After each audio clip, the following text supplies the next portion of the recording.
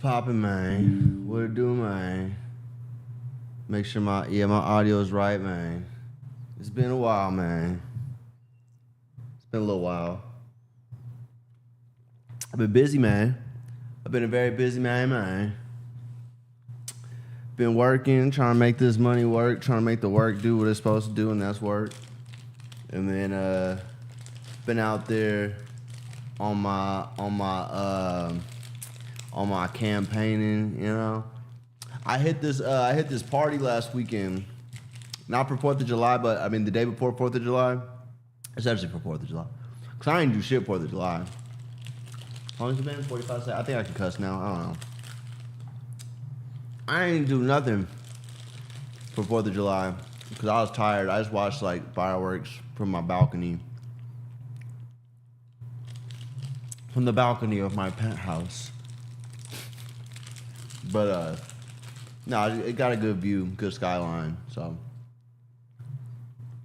Not this place, my other spot. But yeah, I hit this party. It was, that boy Debo. It was his, like, it's kind of like a, I mean, you could even call it like a little mini players ball, but not like a players ball. It wasn't a bunch of, like, pimps and stuff, but it was just a bunch of, like, pickup artists, you know, like, dudes who film themselves picking up girls or critiquing gang. You can say hoopers, you know, hoopers as you will, you know. So it's like a hooper treat where we just go put up buckets, let our styles clash. And I mean, I was hitting them from the logo, you know. I was, you know what I'm saying? I wasn't shooting at everything, but everything I shot at hit for the most part. I don't think anything missed. Like, I don't know. I think there was some that was like, wait. I had some that ended up following me. I ain't even talked to them. I go check my shit. I'm like, oh, they followed me. I don't know how she already knew who I was or something. I don't know. But, you know, I seen that. I was gonna talk to. I think I said hi. I said hi to her and her homegirl, but then she ended up adding me. I don't know. Anyways. I was hooping. I was meeting up with people. I did a interview with that nigga AON Authentic. Ain't that his name? Let me make sure before I butcher it real quick. AON Authentic. Just making sure. Yeah, I did that. That thing's going up. I'm not gonna lie. Like, I'm looking at other people's. Well, hers did a lot. But this one didn't do that much. Mine's over here. Yeah, it's only been a day. How long was that one out?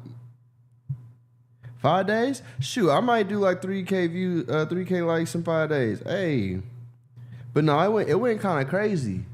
Hold up, let me see if I could. How would I pull it up on here? I can go on Instagram, but then, yeah, here we gonna do it like we gonna do it like this. I don't need y'all seeing everything that's up in my Instagram.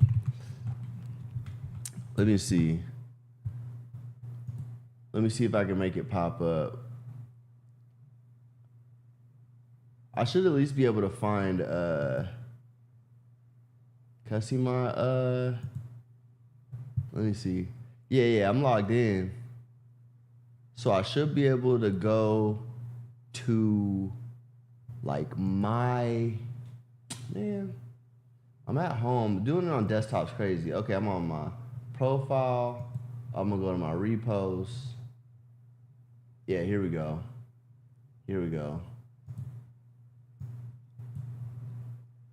One night. Don't let no nigga in my household like that. The fuck you talking about? A hotel room? Hey, that's a separate household for the moment. You know what I'm saying? So like that's still a part. I ain't know my audio was in my headphone. I was playing Arc Raiders. My bad. Where'd it go? Would you let your homie and your girl share a hotel room for one night? Don't let no nigga in my household like that. The fuck you talking about? A hotel room? Hey, that's a separate household for the moment. You know what I'm saying? So like that's still a part of me. If my bitch there, I'm still under jurisdiction. Yeah, he asked me an out-of-pocket question talking about what was that? Was that would you let your homeboy, wait, hold on. That was the second question. Go back to the first question. Would you let your homie and your girl share a hotel room for one night? That was the first question? Don't let no nigga in my household. Oh yeah, there was another question. We sent, I don't think we posted that one, but nah. Yeah. Would you let your hell that? No. The fuck you talking about? A hotel room? The fuck you talking about? That's a separate household for the moment, you know what I'm saying? So, like, that's still a part of me. If my bitch there, I'm still under jurisdiction. Yeah, like, if my girl and my homeboy want to get a hotel room together, that's just not my bitch. Obviously, it's not. That's his girl now. The fuck? Why did it even get like that? That's crazy. You know what I'm saying? If your homie smashed your girl, who really betrayed you? That's what it's like. Who really betrayed? Yeah, I betrayed myself by letting my shit be so loose that the nigga could just smack my bitch. You know what I'm saying? Like, huh? Yeah. Who's at fault? Nigga, that's my fault. What was I doing? Why did I, like, huh? Why is that even on the table? Bitches usually don't want to fuck another nigga if they like their nigga. You know? So that would mean that she don't like me. That means it's not my bitch. You don't like me enough. The fuck? Why? I'll put the blame on myself. Y'all ain't wrong. Yeah, so why am I entertaining you when you don't even like me enough? The fuck I look like? I look goofy as hell. Why would I? What's worse, a sneaky girl or a friendly girl? What's worse is a friendly girl, because a sneaky girl gonna be sneaky. She ain't gonna let you know, but a friendly girl is gonna let you know in front of everybody. Now everybody gonna know. Now you got my program looking crazy. So I mean, that's from experience. I done had sneaky girls. I done had friendly girls. Sometimes they was the same bitch. You know what I'm saying? Sometimes you get a sneaky friendly bitch. That's spooky. That's super spooky. I've had it. You know, it depends on their mood. You know, sometimes they feel like being sneaky. Sometimes they feel like, I would rather be sneaky. Be grown.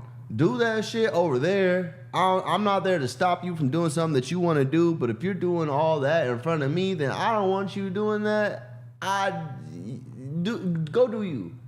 Do your thing. If you're going to be all friendly like that, go make friends. I don't want to be your friend. You know? But then if she's sneaky, I ain't going to be none the wiser. Make sure I'm happy. You know what I'm saying? If I'm happy, go be sneaky. You know what I'm saying? As long as you ain't tucking a buck, I don't give a fuck. You know what I mean? The fuck you out here too friendly. As long as you giving me what I need when I need it, then we good. I don't like that, bitch. Be sneaky. What's the fast? If you got it in you to entertain that many niggas together, if you can make that many niggas happy without them being none the wiser,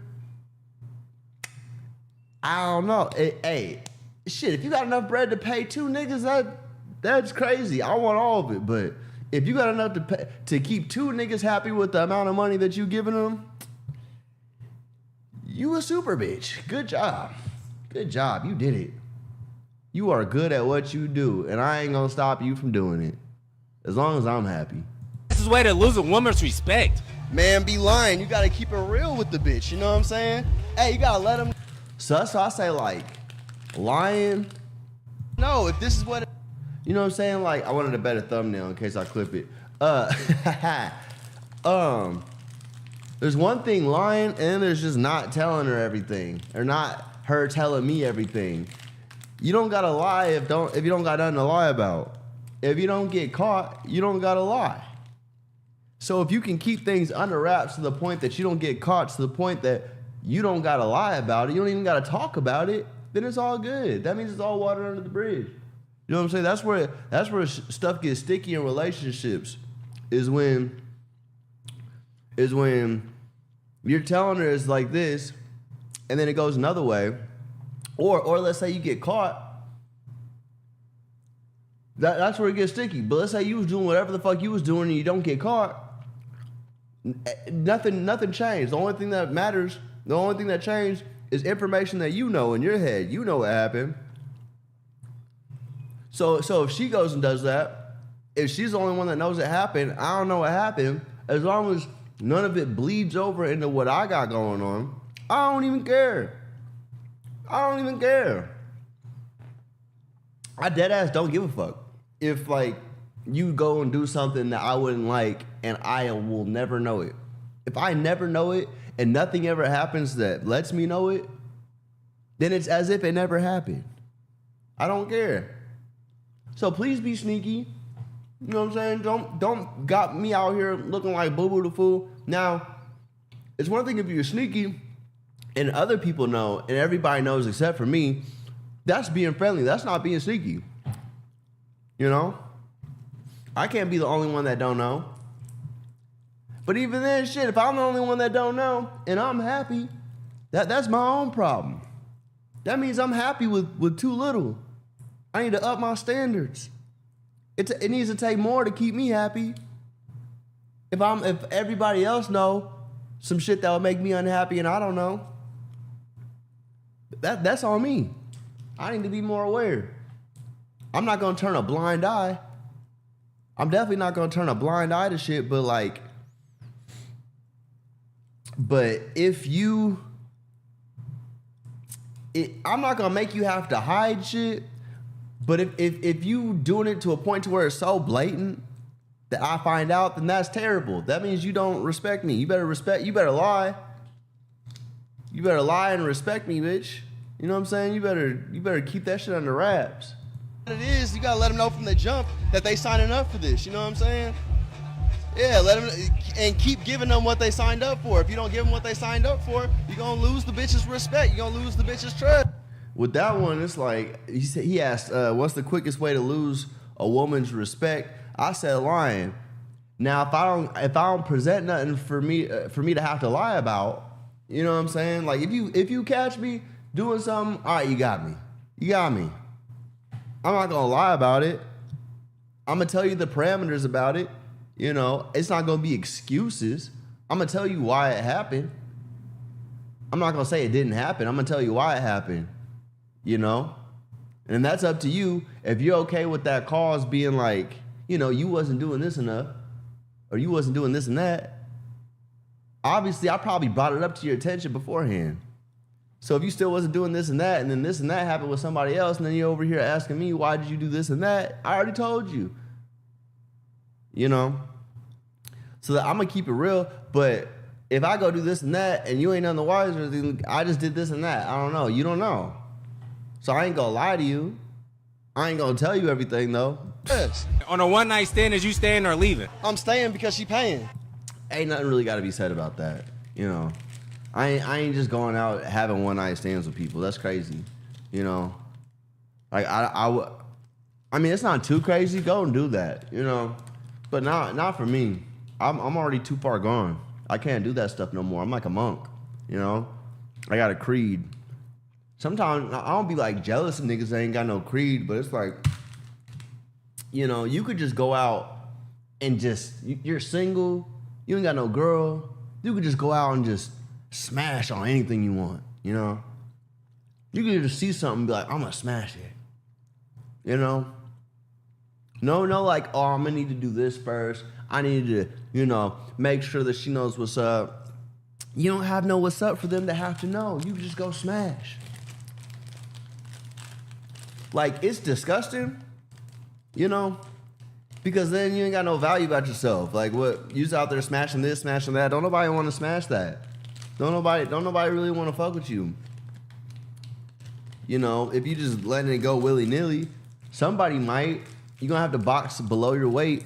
But, like, to just really be able to just go out there. And like, when you appeal like that, you'll put yourself up on a certain level. It's not even like cocky at that point. You built, like, it's like, oh, I got a nice house let's say I got a nice house that I built up brick by brick all by myself. I could say I got a nice house. I built it all the way. It's supposed to be a nice house. It's not like I just stumbled upon this nice house. I made this house hella nice. So as a P, I feel like I'm like bitch bait. Yeah, I can get all kinds of girls. Duh, that's the point. I built this. I manufactured, not even manufactured because that's fake, but like I built this to be able to do that from the ground up. So of course I'll get the bitch. So imagine being able to build a house all the way up, and then you can just. I mean, that's what, you know, bums, they want to go over there and squat. You know, they want to squat in a big nice ass mansion that they didn't pay for. And that's kind of like what it's like to just smash anything. Let's say as a P, you got, you're the mansion, you know what I'm saying? and you just let anybody stay up in it. Of course, you want people to stay up in you, you know, because you're a house. You want to not be used, but you know, you want to be useful.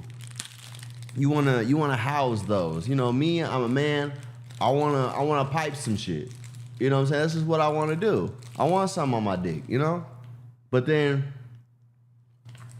if like the squatters are not going to take the right care of it, they're going to degrade your house. They're going to have your house looking crazy. So you can't just let anybody up in your house when you got a nice house. Now, if you got a little apartment, you could just let anybody rent the shit. You know what I'm saying? And just like that, like a house, you need someone that can pay to maintain it. So there's only going to be so many people who could even pay to maintain that house. But a little apartment, anybody can maintain a little apartment. So it's like, yeah, I want to house some bitches. I want to just smash. But I don't want to just smash, you know? It's going to degrade my house. It's going to turn my house to a trap house. It's going to decrease my value. And what do I like more? Having somebody up in my house or having value? I like having value more. So you can't just be smashing anything. So it's like to have a big mansion and then have a lot of people up in it or have a lot of people who have lived in it, that's probably not gonna happen. It's gonna be rarer. But an apartment is gonna have hella turnover every year. New tenant every month. Some of y'all niggas apartments. Some of y'all niggas is townhouses. Some of y'all niggas is mansions. Me, I'm a mansion. I'm a mansion. I also have a penthouse. I'm a penthouse, you know what I'm saying? But nah, I'm a nice house. So I can't just let anybody up in my house. They're gonna run it down. They're gonna fuck my house up. Anyways, so that was fun. I did that, and then I did this other video of where's that at? It's actually on here. No. You know what? That's also on Instagram. Did I close that? I closed it. Damn. 1 second.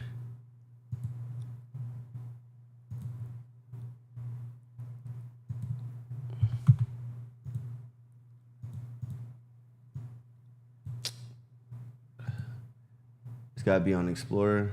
Oh, it's right here. All right, boom. So these are the ones I reposted, but where's my post? Oh, it's right here. So I did one of these. What's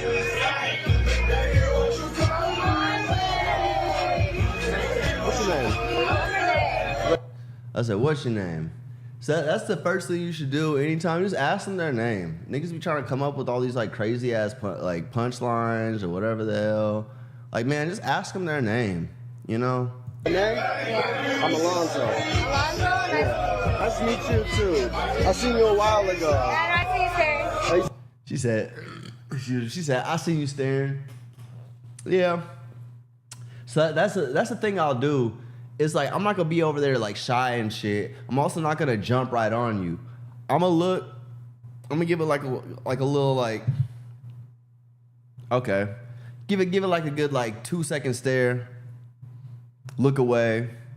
Because I'll give the 2-second stare and I'm going to see if she look back. If she look back, that's 1 eye contact. Okay? I get 2 eye contacts, I'm coming up to you. But I'm not coming up to you right after I get the 2 eye contacts. I'm going to get 1 eye contact. All right, cool. And then I'm going to wait like 30 seconds. Maybe that might be a little too much. Because I don't know how long she's finna be there. It depends on like how sat she is. If she's sat where she at, because if she's over there, then like cool. But if she's like on the move, I get 2 looks. I kind of only got like a second to really move. But we was at like an event, so it was like boom. So I saw her. I looked down and I saw her like from like a balcony thing. And then I passed her like at the pool. And then she looked at me. I looked at her too. I think I like smiled. She gave me a little smile. I was like, all right. We going at it. And right before here, I was like, I'm not finna, like someone was already talking to her or something. And my boy was like, just go up there. I was like, all right, bet. All right, I'm finna just go up there.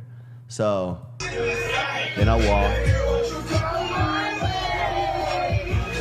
What's your name?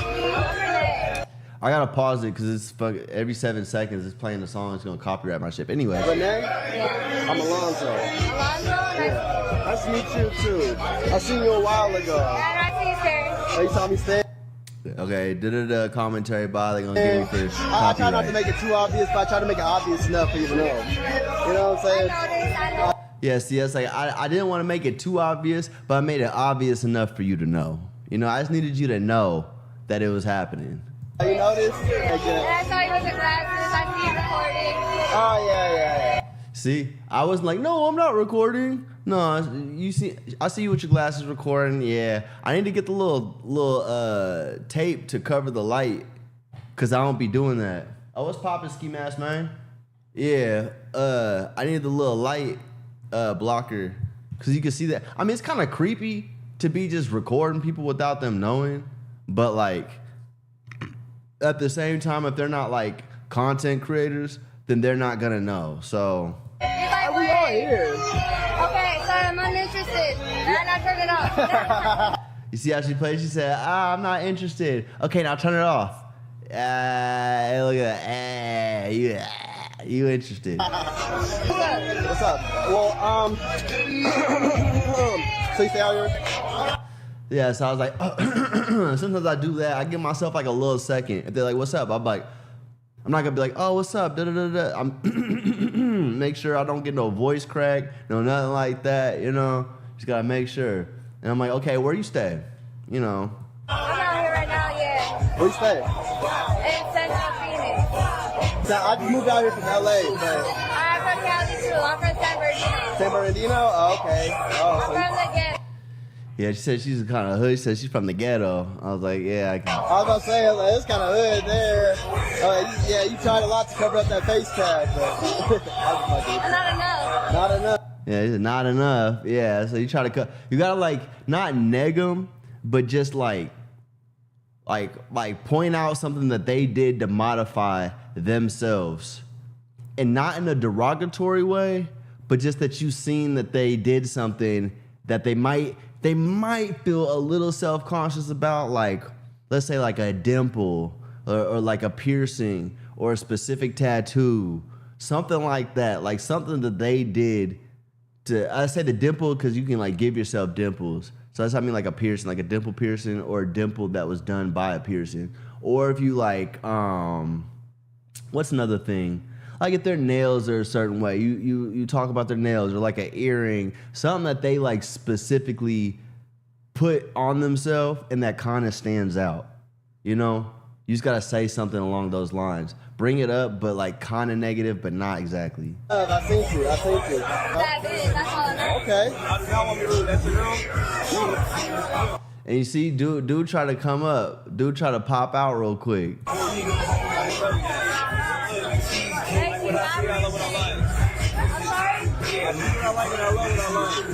He said, I see what I like and I love what I love. He said two different things both those times. He tried to get it in front of me. It was crazy. Hey, if you want to continue the conversation, you can. Mommy, I got me nervous. Hey,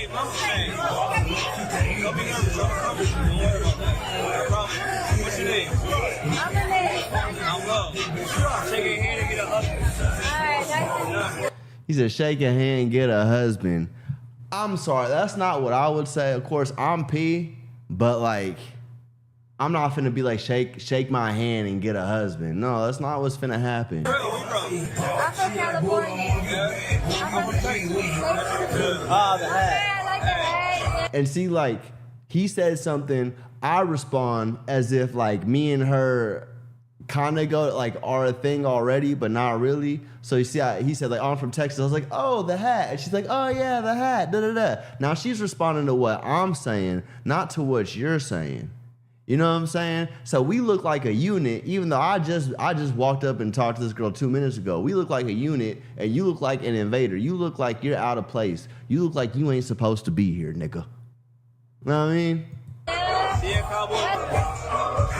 I'm sorry. This is weird. She's like, this is weird. Y'all doing too weird. I was just doing what I was doing. I don't know. See, boom, and then went straight.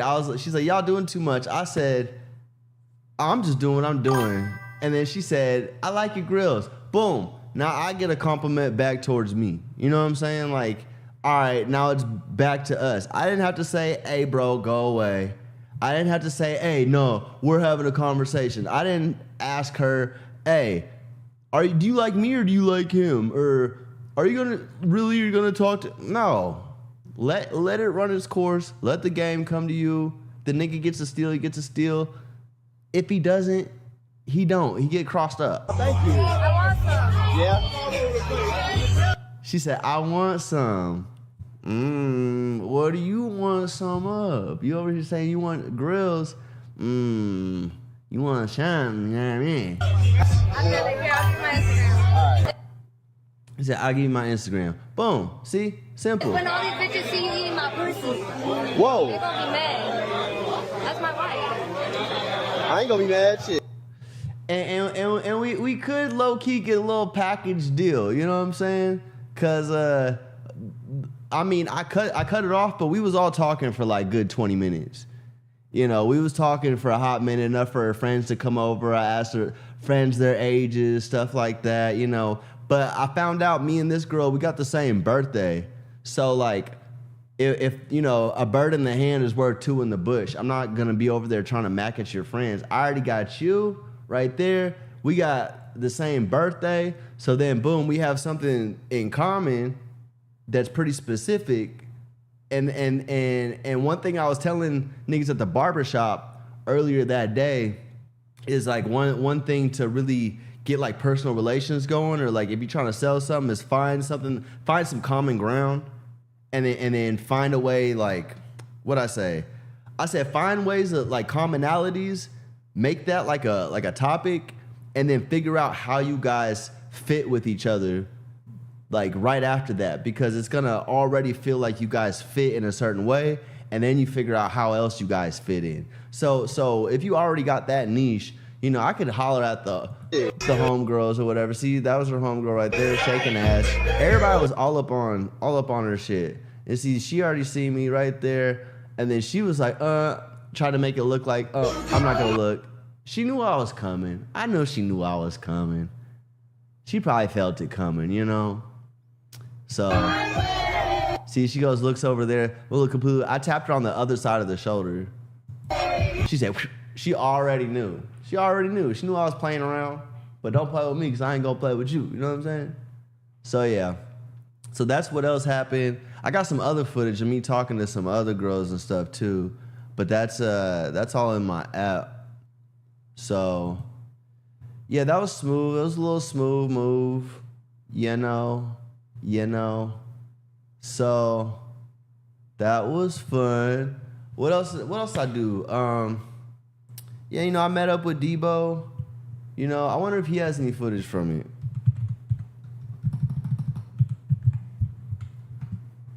Let me see. I don't see any. Does he have any shorts? Nah, he ain't got nothing. Oh, wow. Yeah, so here, let's go to that.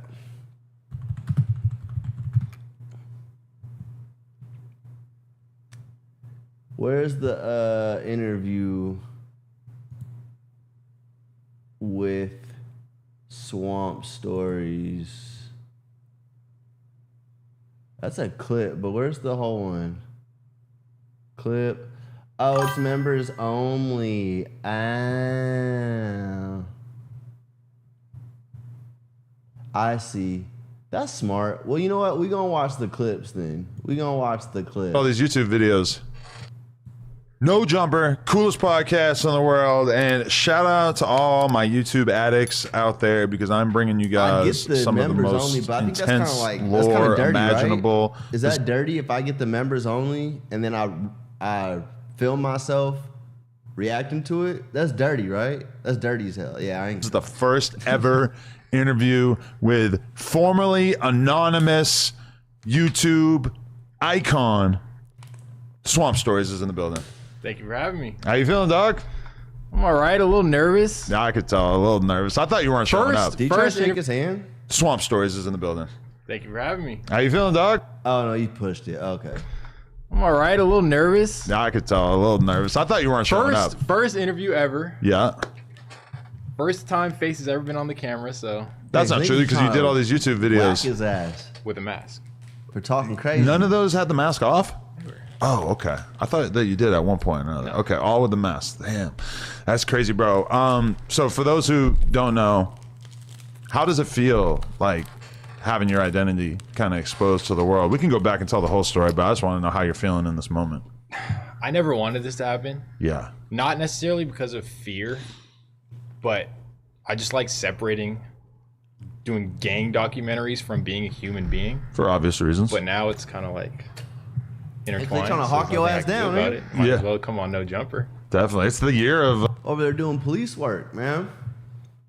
See, I feel like Adam has like a certain level of like plausible deniability when it comes to doing like police type work.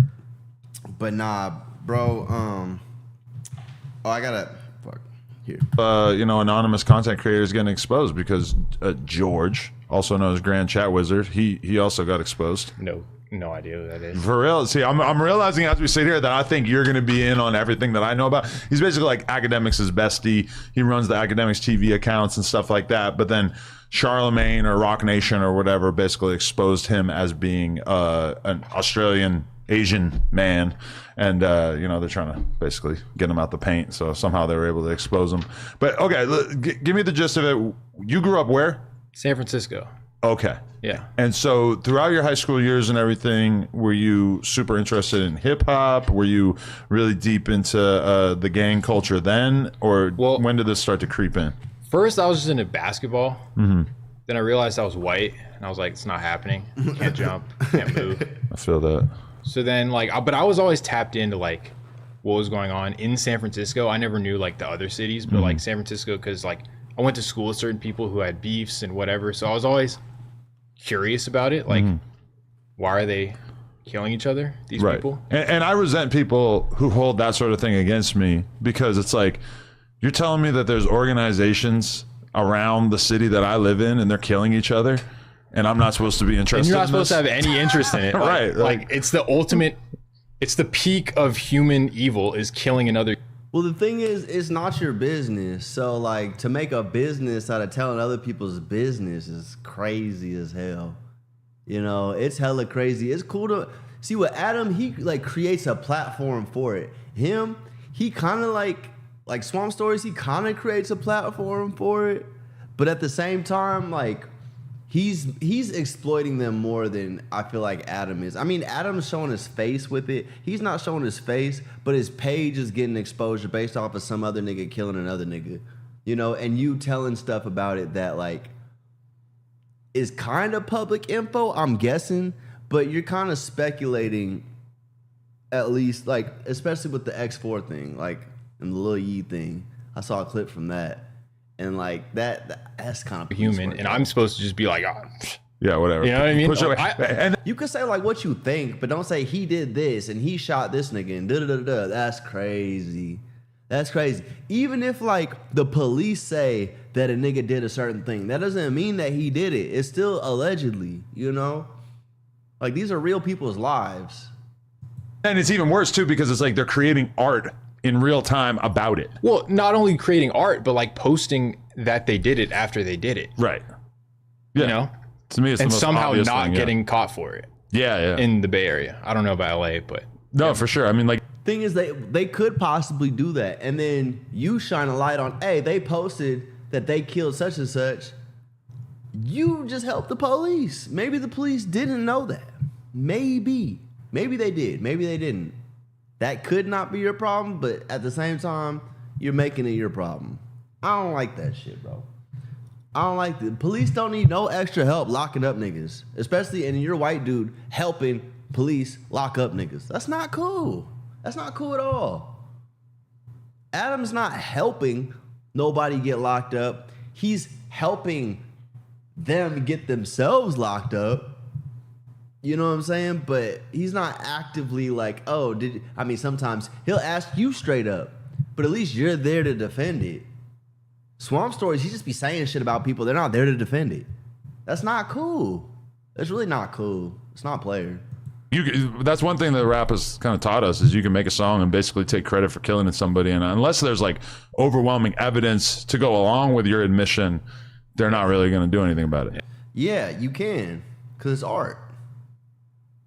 So why are you trying to dissect the art and make it real, man? Stop it. Let art be art. Yeah, I've got that going on right now. I got somebody who's on my ass. Really? Yeah. I made a video. It was like a 12-minute video about some rapper from Vallejo.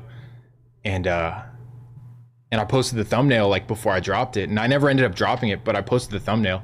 And the guy was like, if you drop that, I'm going to come put you on a t-shirt. And I was like, and mind you, he's wanted for like 2 murders, but like I know of like 3 others that he's like a real dude. See what I'm saying? He's wanted for 2 murders, but I know 3 others that come on. You don't care. You don't care about telling at all. It's not even like, oh, I need to look out for these people. That like, why are you being a negative force to the already negative force? And you could say, oh, well, he's a killer. He doesn't need like, hey, not saying everybody that gets killed is supposed to get killed, but like, if the streets want them gone for a reason, then the streets want them gone. Like, I don't know. That's not up to you. That's not, you're not the judge, jury, and executioner. But you're trying to be. Dude. So yeah. Wow. Okay, we'll get to that. We'll get to that in a minute. We'll get table to that. Okay, so you're kind of interested in it, but obviously you're not trying to be a rapper or anything like that. No. I need a sigh out. Okay. How much YouTube were you consuming in high school? None. Okay. Honestly, like I can tell you the story how I started Swamp Stories. At what age? What'd you say now? 20. 20. So you're out of high school and In college. In college. Okay. Summertime. My buddy, I went to go stay the summer with my buddy. We got an Airbnb in Atlanta. And he was a YouTuber with Kai Cenat, Duke Dennis, Davis, like that AMP group. Okay. So like I didn't even know who they were. This is 2021. And so he takes me to the AMP house, and like Agent had a house, and like I was like, whoa, these guys are lit. Like mansions, supercars, like all the shit. And I was young. like, I didn't know who they were. And I was like, how did they get all this money? Right. And mind you, like they had so many girls. Really? Like This nigga finna tell on AMP. beautiful girls at the house. Wow. And I was like, okay, why am I in college? Like these fuckers are like, Yeah. you know? So then my buddy was like, yo, you should start YouTube. And I was like, well, I don't know what I'm gonna do. And he was like, well, what are you interested in? And I was like, gang shit. Yeah. And I was like, get started. So you were interested in the sense that you were like watching YouTube videos about gang shit? No, never. Okay. Like my first video, which was all wrong, by the way, like the whole premise of the video was incorrect. And what one was that? Yada versus Zay Bang beef. Okay. And like basically I got it all wrong, but I deleted it since. But it was just based off of like stories that people had told me from like high school and stuff. So I was like, okay, I'm just gonna put this together. And you know, like when it's just rumors and shit, like shit gets all mixed up. So it was wrong, but Lo and behold, he locked up. So like, not saying he helped, but damn. Like that feeling that you get when somebody starts telling you some crazy street shit and you're thinking like, I have to try to remember this, but then also like, I can't really make a video using this information because this is just one person's perspective. And realistically, I would need to hear these stories from like multiple different accounts and see like social media posts or stuff from the music or whatever to sort of like cement it and make me feel like it's real. I mean, at this point, I'm just going off articles. Yeah. Cause like there's too much liability involved with like saying, well, I never say anyone did anything. Right. I just say it's rumored that they did it, or they said themselves, they alluded to the fact that they bang. Yeah, that's what he be doing. He said, and then bang. He does say that come on. You say that niggas do shit. Stop it. did it. Right. But I would never say somebody did it. But now I'm just like, okay, I'm just going to go off straight facts, you know, concrete facts that, yeah. So, okay, your first video, how long did it take you to make? Dude, I had never I bought a microphone. I didn't know how to edit. I just did it myself. So it took like 2 weeks. Okay. And it was like right when I was starting my junior year of college. So It took off though. Yeah. Like right away, 100K views. I was like, whoa. And I probably saw it right when it came out because at that time, people forget that the internet in, what was it, 2020? 2021. 2021. Summer 21, yeah. It was still such early days. That was his first? Damn. I thought for sure that he'd been doing it for a while before that. Is on YouTube, whereas like now we're used to it that like if anything really consequential happens, beef wise, street wise, whatever, Jake's on it, Flacco's on it, Traplo Ross on it. It's just like it's hard to find stuff that hasn't already been used for content. But at that time, you could kind of make a video that's like, hey, the neighborhood Crips got beef with the Hoovers, and everybody would watch it just because there wasn't that much stuff like that. Yeah. No, I remember like. So the first one was like SF. I think the second one was SF. And then the third one, I believe, was like SOB versus RBE or something like that. And that was like, you know, like that was a big time for really California. People say the Bay Area, but like the whole West Coast was in love with SOB RBE. And they just like fell apart out of nowhere. Right. So when I dropped that, I think that got like a ridiculous amount of views. And then I dropped a Sacramento one. And that's when I was like, okay, I'm dropping out of college. Like there's Really? Yeah. 5 videos in. 4 videos in. And you probably, I mean, if they were averaging like at least a couple 100,000 views, you know, you probably just had made like your first 10 grand. I made like 12 grand my first month. Yeah. And so I was like, why am I in college? Yeah. You know? Yeah. Like the job that I'm working towards is not going to pay me 12 grand a month. Exactly. Yeah. And there was no like, I had no guarantee that this would work, but I just saw the vision. I was like, I'm going to make sure it works, you know? Definitely. And so at that point, what does your life become? Because I know like there's a lot of people out there really successful like Traplo Ross and Flacco that they've got money coming in, they've got fame and clout, but realistically their lives are kind of dull. They're like sitting at a desk all day looking up information. So like my college life throw 'em under a bus. was insane. I was living in Baton Rouge, which if people out there know, Baton Rouge is insane. Like Right. good and bad. It's an insane place, at least during that time, COVID time. Like parties, it was nuts. So like my social life was completely full. And then I start the YouTube, and as you know, like you can't be a YouTuber part-time. Got a Like bag of it weed consumes right your here. I whole, ain't got no even rap. when you're not working, you're thinking about the next Thought I had video something or like what I that. have to do next. So like it destroyed my social Yeah, life. mother I will creep. say that. Like, yeah, you just have to put everything else to the side and just go in. Yeah, like the idea of like, and that's why like I find it so challenging to be like a solo YouTuber myself, is because it's like just the fact that I have like an interview or 2 per day makes it so difficult. Like even though that doesn't sound that bad, like 2 interviews, maybe 3 hours, it's like somehow just having that one thing in the middle of the day just makes it so difficult to do what you have to do in terms of like really getting into the zone and just grinding all day to put the information together. Yeah. So, okay, how do you sort of expand from out there? Like, how long did it take before you started to set your sights on maybe like bigger stories? Bigger stories as in regionally? Yeah, because you start to expand and tell like just sort of overall hip-hop tales at a certain point, right? Yeah, like at first it was just like the California gang beefs, which like I was only really passionate about like the Bay Area ones, to be honest, because like that's where I'm from. Like I always found the LA ones to be a little, unless it involved like the Mexican gangs where it's like they chop someone's hands off or something, like most of it is just like cuss squabbles cuh and blood squabbles blood. It's like, okay, who cares? Like it's, you know, it's just like the same shit over and over where it's not really like life or death for them. Right. Whereas like the Bay stuff was like really like, this guy killed my cousin, so I'm gonna kill his cousin. And then it's like the back and forth personal stuff. But when I kind of got bored of that, I was like, yo, I kind of want to touch some more broad topics. And I just tried it. I can't remember the first one I did that was broad. I know This look like Adam looked like a like a evolved Pokemon of this nigga. I did Diddy, which was probably my That's your biggest one. I just looked at biggest 7 one. million views. That's Yeah. Like if they both had shades, it would look like that. insane that you had. It's such a crazy. head I had a start on guy. that. I had a guy hit me up on Instagram, and he was like, "Yo, like Diddy's got like a crazy past that nobody knows about." And I was like, "What?" And this is before it became like a huge news story. This is before he no, got this is indicted. before he got indicted. Oh, so that So explains. this the is like 7 million views. 2022 or 2023, and the damn. guy's like, "Yo," He's quick on Diddy. he's like, "It's gonna sound crazy, but I paid him $2,500," and he was like, "I have an entire 50-page document I just built you a story." And I was like, he was like, but I'm not going to show it to you unless you give me 2,500. So I kind of like took that leap of faith and I just cash apped the guy. Was this guy certified in any way? Like, no, you knew who he was? It's a random account called like Rick S or something like that. I just like, I'm kind of a lick.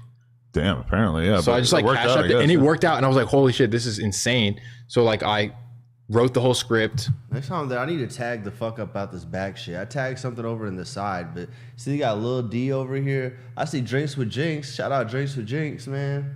The fuck? You got the prime real estate up on that bitch, man. I'm gonna get like right there. I'm gonna get like right up in here. See, Drinks with Jinx right up here. I need to get like right here. I think that'll be smooth. But who's this? Because they got whacked out. Someone probably gonna try to whack my shit out. I'm gonna get like right here. I think it'll be good. Either there or like right here might be smooth. I might have to go for right here. Yeah. Did it, posted it out there. And at first it got like a couple million views. And then like he got indicted maybe 6 months later. And then it just exploded. Right. And everyone was like, yo, how did you know Yeah. about all this shit? I mean, that's the cheat code, is to make a video about something that's gonna go viral right before it goes viral. Oh my because God. because what's the dirt like? And when we're talking about going viral, I'm talking about like 10 million ish views. You know, that one did 7.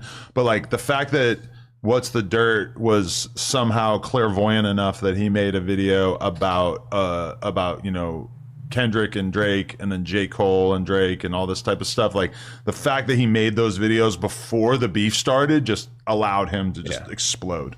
Yeah. And okay, so that one, like, okay, but just in general, like, how did your research process right kind of evolve? Like, was it like night and day in terms of like what's the most extreme things that you found yourself doing to put together the stories?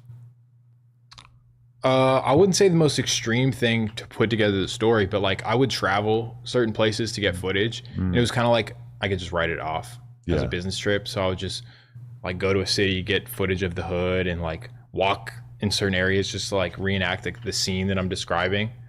And I've gotten pressed a few times doing that. Obviously not knowing that your swamp story is just because you're a random guy. Just because I'm a random guy with a camera. If you enjoyed that clip, make sure you become a member for only... No. Nah. I won't. Hold up. Okay, so where's the other one? At a certain point, I know it started to become a little bit competitive with you and Ross. You guys had a little beef that I don't think the real world out there knows about, but then there's been a couple of times where me and Ross were having some drinks, and he just ended up kind of spilling the details of it. And I'm talking like a couple years ago, because I know you guys patched it up. But no, we definitely didn't patch it up at all. Oh, well, that's what he said. But what? Yeah. Okay. What's the origin of that? When did you guys first start that conflict? Okay, so I'd say like it was 2023, and I had asked him because I was gonna do a video on this Chicago guy named some little short dude who was killer. I forget his name. And I hit up Chapel Ross. I was like, yo, Adam loves short jokes. have you are you gonna do a video on this guy? I just don't want us to compete and make the same video, because it's like mutually beneficial for us to do different shit at this. Like I don't want to do. Turns out he was making a video. It wasn't about that guy specifically, but it was about the gang beef that he was involved in. But long story short, he got mad at me. He was like, yo, you just asked me because you wanted to steal my content or something. And I was like, dude, we can check. You've taken at least 8 of my videos. I've never copied anything you've done at all. Like I've done like the honeycomb brazy video. Right. I drop it. I was the first one to ever cover that. And then 3 months later, he covers the exact same fucking honeycomb brazy video. And just like basically if you watch like both of our videos, he just copied my whole video. So I was like, why would you accuse me of trying to copy your videos when, you know? Okay. And then like he did an EBK video. He did like he's copied like at least 8 of my videos. Okay. Which is fine. It's YouTube. Do whatever you want, but don't accuse me of trying to steal your videos when I've never done that. I wish I had his statements that he made to me more fresh in my mind, because I feel like the gist of it was kind of the opposite of this, where he felt like you were copying his videos. The proof's out there. You can check dates. I mean, yeah, well, all we have to do is like put the videos side by side and we'll be able to figure out who's okay. Like, I'm not mad about it. I just don't like being accused of stealing videos when that's not something I've ever done. Okay. Yeah. And so like At a certain point, did you kind of start trolling him by like intentionally doing his videos, or No, I've never done his videos. You've never done Name it? one. I don't know. I was Yeah. because I didn't even like when he told me about this a couple years ago. I hadn't perceived it of like, oh, that is kind of crazy that they both did videos about this guy like around the same time. And like then when I really started looking at it, I'm like, damn, there is like a lot. I wouldn't even think that's crazy that they made something similar around the same time, because they literally do the same thing. So if you do the same thing and something relevant happens about the same subject, y'all probably finna make the same video, just with your own spin on it. That's just what's gonna happen. So I don't really even understand this little beef. A lot of stuff that you guys were kind of competing on. Yeah, I mean, we're in the same lane, so there's going to be a natural overlap. But honestly, I don't really care. It is what it is. Especially in this day and age where there's like so few. I feel like we have different styles. Yeah. Like if you watch my videos and watch his are probably going to be more factual and detailed. Mine are going to be more speculative and entertaining, I'd say. Yeah, because that's like watching you guys' content More side by speculative and entertaining.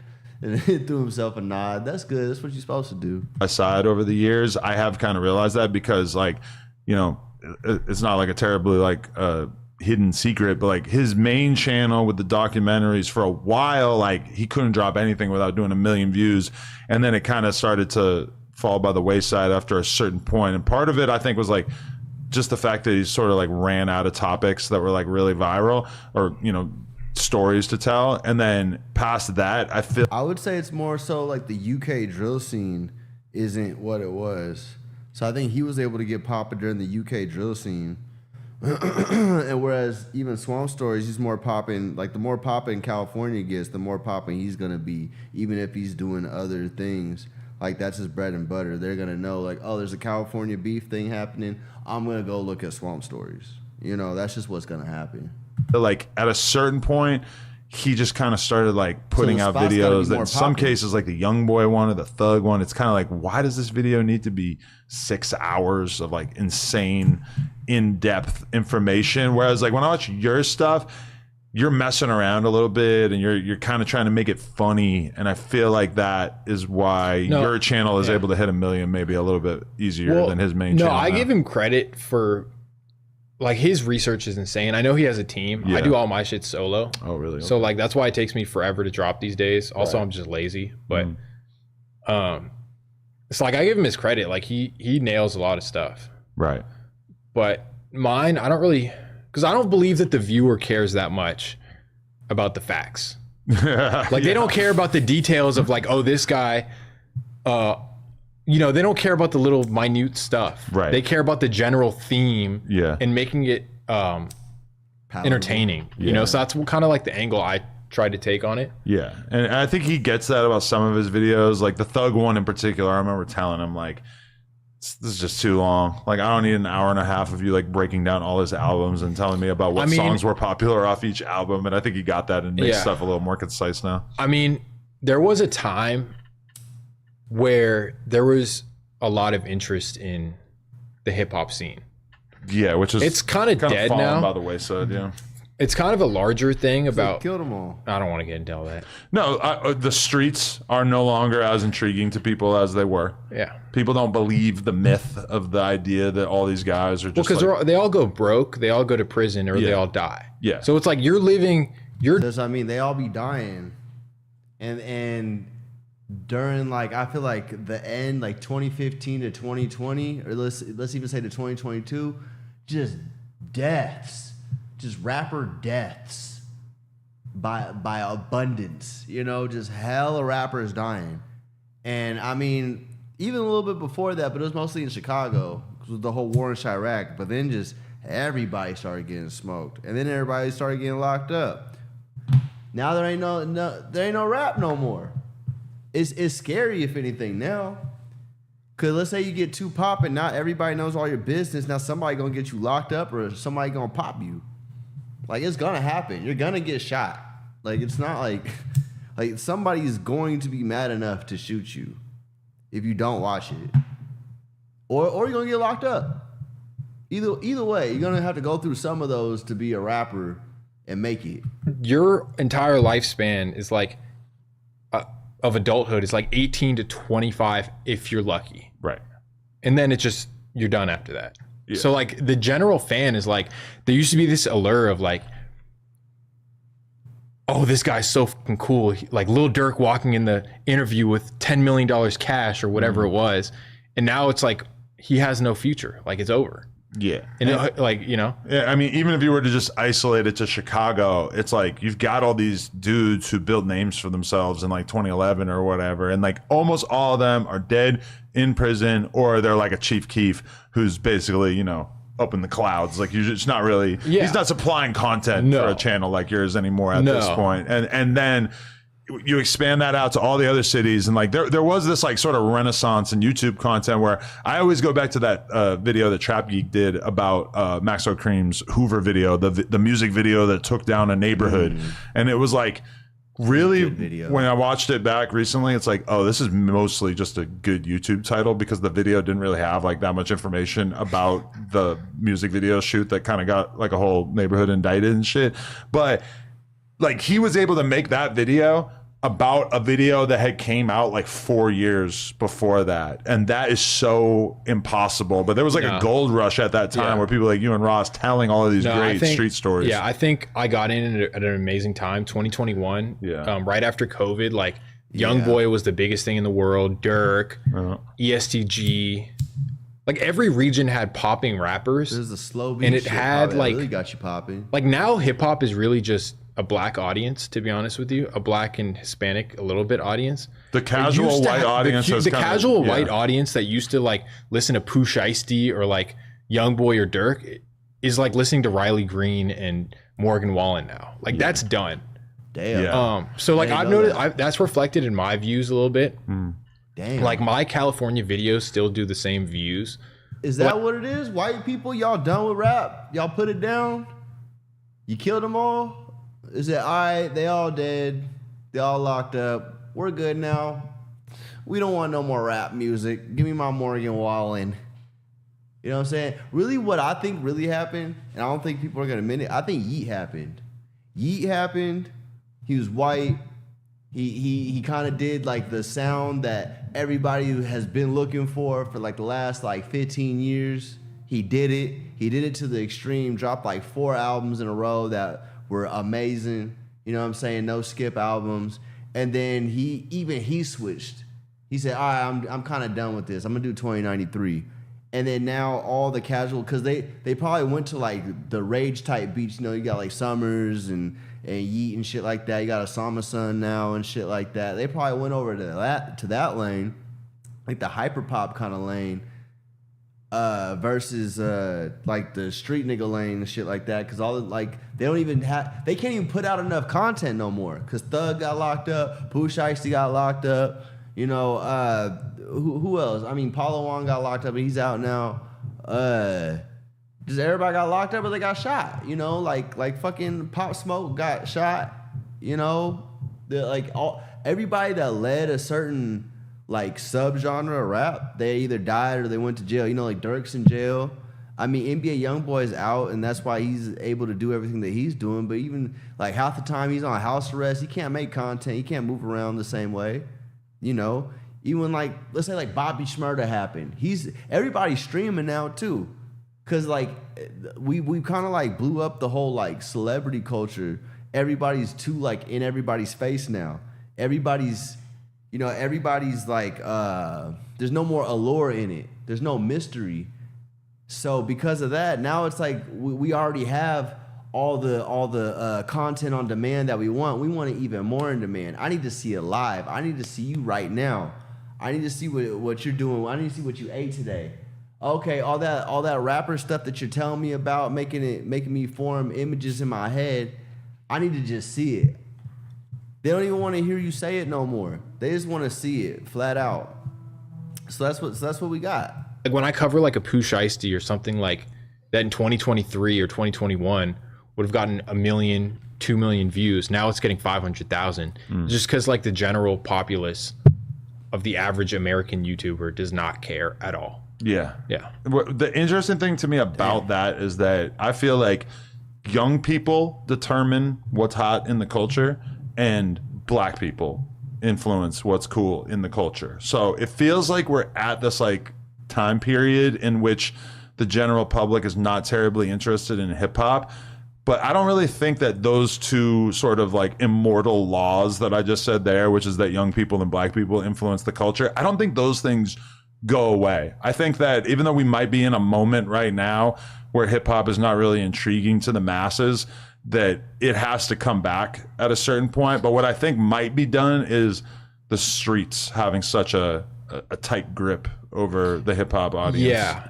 Cause like if you streaming stuff, you can't do a bunch of illegal stuff. So now you got to be able to do stuff that's lit, that's legal, so you can stream it. Cause otherwise you can't stream it, and that's a huge margin of the whole market. It's kind of like with OF. Like if you can go live, like that's what you got to do now. You got to have a lot of the girls go live because they can. Essentially, just if you're able to do it, some people are gonna do it, and if they do it, they're gonna be more accessible than all the people that aren't doing it, which is gonna make you have to do it, and it's gonna make the other content less desirable. So you have to do that. Whatever the customer can get to the easiest, you have to do it that way, because otherwise someone else is gonna do it. For sure. But I also think like, I mean, we're culture vultures. We're culture vultures. Yeah. So maybe we can't talk about this, but that's kind of part of why it has fallen off. I believe so. Because when you push people away, like, oh, you can't talk about this, you're white, or you can't talk about this, you're Asian, or whatever, like people go, okay, you know what? I'm just gonna not care anymore. Right. And I think that's like hip hop is going through that, right? I mean, if you look at the streams, no one's listening to rap. It's over.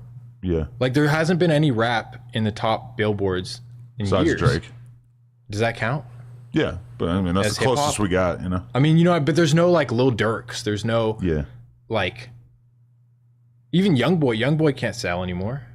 And he's got like a real fan base, like a cult fan base, and he still can't sell. His numbers aren't that great when he drops a project these days, really? I mean, his concert, I went to one of his concerts, it was insane. Oh yeah, the concerts are insane. But like new music, yeah. it's also not. They gotta see you.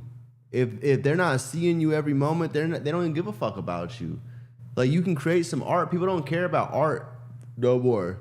The art was like the lifestyle. Like the art that they put out portrayed a lifestyle in your head. And nowadays they just want to see the lifestyle. Y'all just want to see the lifestyle now, huh? Good music. And that's the problem with hip hop too, is it's gotten repetitive because like there's street hip hop. Yeah. Because how many people can you kill? You know, at this point, it's like they're just saying the same stuff over and over. Like, yeah, I think they have to make being cool again.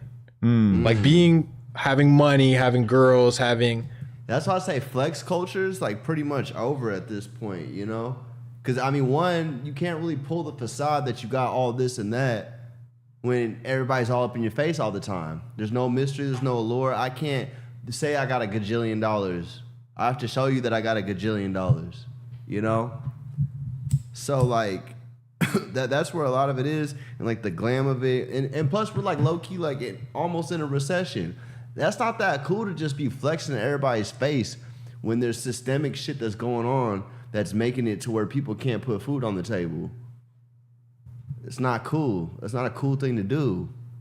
A dope lifestyle, that has to be the center of the stardom, not like, oh, does he have a body? You know? Yeah. If you enjoyed that clip, make sure you All right. I heard you. Wait, what happened with Piper Raquel? Okay, so like, I mean, like most of my knowledge of your childhood or your like early career comes from this Netflix documentary, which I'm guessing you do not have like very fond opinions of. So I guess we might as well just like enter into that. Like that came out a few years ago. That you don't have fond opinions on, so how about we just get into that? That's rude.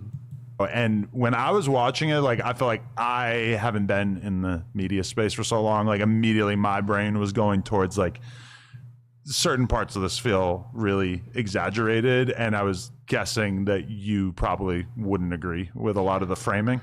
I was 17 when it came out, so I felt like it was wrong in some sort of way. Like there was just no consent over to me. And, you know, I have people She looks like 20 girls I went to middle school with. come up to me on the week, you know, just saying, I loved your documentary. I'm like, I had literally nothing to do about it. Right. Like I had nothing to do about it at all. I wish I was there. I was going to do anything so I could just protect like somebody's peace. Like that whole entire thing just like really, really disturbed my peace. And I know it's not all about me, but like it's like that couldn't have been easy for those people to do either. You know what I mean? That probably disturbed their peace. At a certain point, I know it started to become a little bit competitive with you and Ross. You guys had a little beef that I don't think the real world out there knows about, but then there's been a couple of times where me and Ross were having some drinks, and he just ended up kind of spilling the details of it. And I'm talking like a couple of years ago, because I know you guys patched it up. But no, we definitely didn't patch it up at all. Oh, well, that's what he said. But what? Yeah. Okay, what's the origin of that? When did you guys first start that conflict? Okay, so I'd say like it was 2023. And I had asked him, because I was gonna do a video on this Chicago guy named some little short dude who was killer. I forget his name. And I hit up Chapelo Ross. I was like, "Yo, have you are you gonna do a video on this guy? I just don't want us to compete and make the same video because it's like mutually beneficial for us to do different shit at this. Like, I don't want to do." Turns out he was making a video. It wasn't about that guy specifically, but it was about the gang beef that he was involved in. The N-word is okay. But long story short, he got mad at me. He was like, yo, you just asked me because you wanted to steal my content or something. And I was like, dude, we can check. You've taken at least 8 of my videos. I've never copied anything you've done at all. Like, I've done like the Honeycomb Brazy video. Right. I drop it. I was the first one to ever cover that. Oh, shit, that bear hug. I missed that. You're picking me up off the ground. Oh, man. This on this bitch. Harlan Avenue, Crip. I mean, this one. Harlan Avenue, Crenshaw the 5th, Westside Road. Hey, my YouTube ain't popping. I don't be on YouTube like that. I'm not a YouTube nigga. I'm usually working, man. We gonna get more likes. Don't worry about it. I gotta be consistent, man. What up with you? What up with you? Classic right there, yeah. That's a classic right there. That's my problem. Classic right there. That was the end of the era. That's wild. That is. I be consistent with my bread. What up? Good to see you. How you feeling, man? What's up, man? Good to see you. What you been doing? Shit, man. Trying to get nice like you. Nah. This shit is come. This shit come natural. You great. got it. You got it already. Yeah? You got it. We gotta Not talk. like that. I ain't got a rollie chain yet. Nah. This police shit ain't nothing. It's just classic. I just keep it on my neck because, you know, that's part of the strip culture. Nah, I feel it.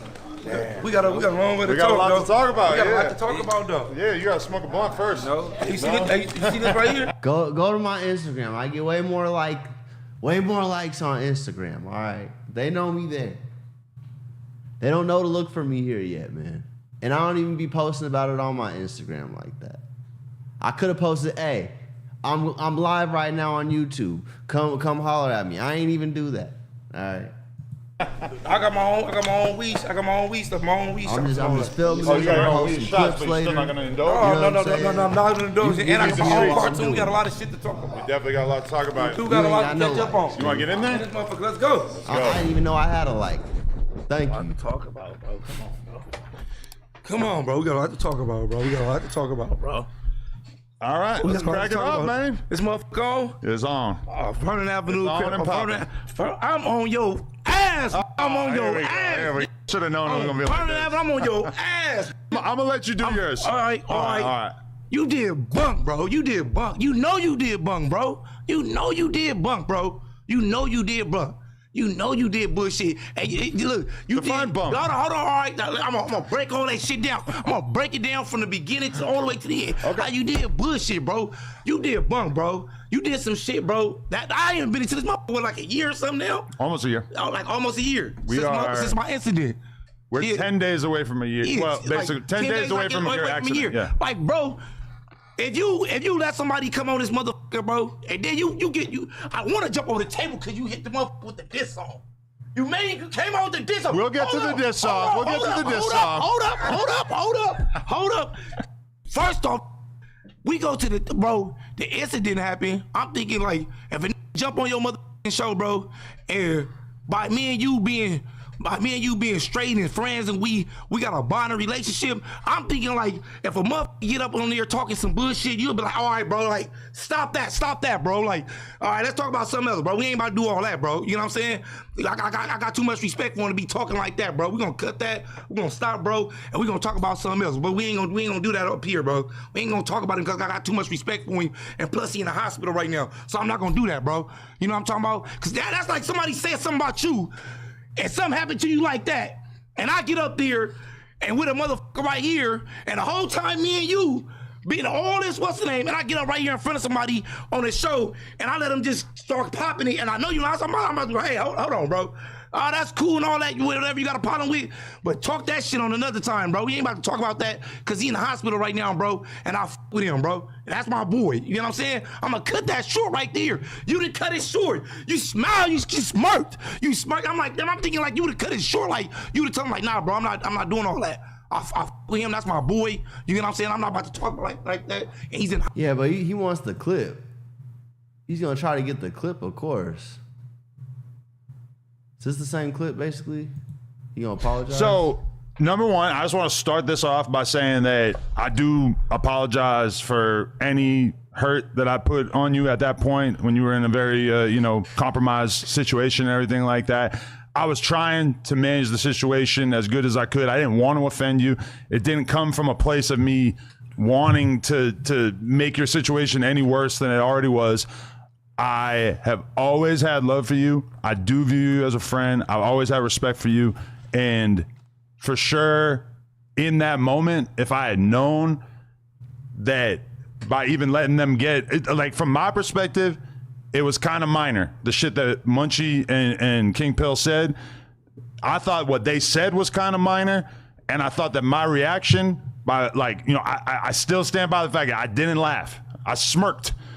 I maybe I was trying to roll with the podcast and shit like that, but I wasn't in that moment. I didn't think that this was anything that you were going to be offended by. I thought that you were going to kind of understand that you are a set tripper, and these are two people that you had basically dissed previously to that. So I kind of thought that it was fair that they had. Look, I don't give a. But they really had the lightest little jokes about the situation. Look, I don't give a fuck what nobody say. Right. I don't give a fuck about what nobody say. It's the point is about when my life is about to be taken and right there that I fuck with letting it go on, letting them say it. I'm gonna stop y'all. Y'all can say what y'all want to say. I don't give a fuck about that. But don't do it right here. Don't do it right there because this is my boy and it's serious. And it's a serious moment. This ain't nothing to play with right now because he liable to die. You get what I'm saying? That's what I'm saying. Now, you sitting there, smirk, laugh, all the same shit to me. That's just like chasing a nigga. That's all the same shit, bro. If I could have redone it, I would have stopped them and said, listen, we can't have anything even sort of looking like a joke at this moment. We wouldn't even be here. If you would have stayed, you would have did that, we wouldn't even be here. I would have, if that, bro, from the beginning, you would have been probably you probably been at the hospital, all that from the beginning, bro. Well, okay, but let's talk about that. The incident happened on a Saturday. That podcast was on a Tuesday. I feel like from the beginning, you had people that were basically trying to fuck up our relationship from the very start, because from the very beginning, I got rejected on going to the hospital before any podcasting even took place. And I never understood that. I felt like it was weird, and I felt like that was the beginning seed of me feeling like there were people in your ear that were saying, "Don't f with Adam anymore. You're gonna be huge now. You got bigger opportunities. Don't f with him." All right, but see, you can't, bro. You gotta go off what they talking about, bro. You gotta talk to me. That's like me going. But I couldn't. You changed your number right away. No, first off, bro, I'm in the hospital. I was in the hospital. I was doped up. I was doped up for like damn near 2 weeks. When I was in there, like 2 weeks, they had me on morphine. I was doped the fuck up. Right. I ain't never did drugs. I'm in that motherfucker doped up, spaced the fuck out. I can only imagine. Can't talk. I'm wrapped the fuck up. I can't. This nigga ain't never done drugs? It's crazy. Can't talk at all. I can't even see. I can't even see in that motherfucker. It took like what? How many days it took me to get my vision back? Like damn near a week. Almost it took even when I got out, bro. It was still blurry, bro. Yep. So it took a minute for me to get my vision all the way back. All that shit was gone. So it ain't like I'm in that motherfucker speaking with somebody. What you hearing, bro? Wait till you hear from me. Wait till you hear from me. I was trying to get in touch with you the whole time. That's like me jumping the gun, bro, and going out because I'm assuming. Okay, I want to see this though. When Jap got out, he started telling the story about your infamous fade in there. I seen it, bro. And his story was a little different than yours. I seen it. I seen it. Look. I want to. Hey, look. Hey, look. See the cold part about it. I want to call my homie. I want to call my homie from 90. You know what I'm saying? But my homie from 90, he don't like doing the broadcast thing. Okay. Shout out to my homie too, though. You get what I'm saying? But my homie, he had hit my homie up. You know what I'm saying? And my homie in his DMs trying to be friendly and all that. And what's the name? You get what I'm saying? But like the homie said, that's crazy because that nigga got on there and acted like I was agreeing to what he was saying and to what he was doing, and like in the text messages and stuff like that. You know what I'm saying? And I talked to the homie like, this nigga never told us, bro, he was Jap the shooter. You know what I'm saying? He never spread it with us upstairs. Because if he had said, I'm Jap the shooter, that would have been offensive? Bro, it would have went over. It would have went up right there. Okay. Right there on the spot. That's disrespectful. It would have went up right there at the door, bro. It would have went up right there, you know what I'm saying? Like, this nigga never told us, bro, he was Jap the shooter. You know what I'm saying? He never spread it with us upstairs. Because if he had said, I'm Jap the shooter, that would have been offensive? Bro, it would have went over. It would have went up right there. Okay. Right there on the spot. That's disrespectful. It would have went up right there at the door, bro. It would have went up right there, you know what I'm saying? You know what I'm saying? It would have went up right there, bro. You know what I'm saying? He didn't spread with us, bro. Then sock that over the Dauphine that nigga, bro. He didn't hit that from the back and nothing like that. And they told me he got Dauphine, bro. All that shit was all cap, bro. You get what I'm saying? That's why you see me. I didn't even get back on there. They was telling me to get back. What's that response? I didn't even get back after that. After I said that on Cam Capone stuff, right there. After that, I just left it alone. And they even what's that? You get what I'm saying? Like, cause at the end of the day, bro, we all see each other. LA small, you know what I'm talking about? South Central small, bro. You and Jab ain't seen each other. No, I said we all gonna see each other. Yeah. Hell no. If I seen him, nigga, I probably. But anyway, that was a little too heated. Y'all can't see. You did what I just said. 2 trophies. You didn't just see what I said. What? I said I would have seen him, but look.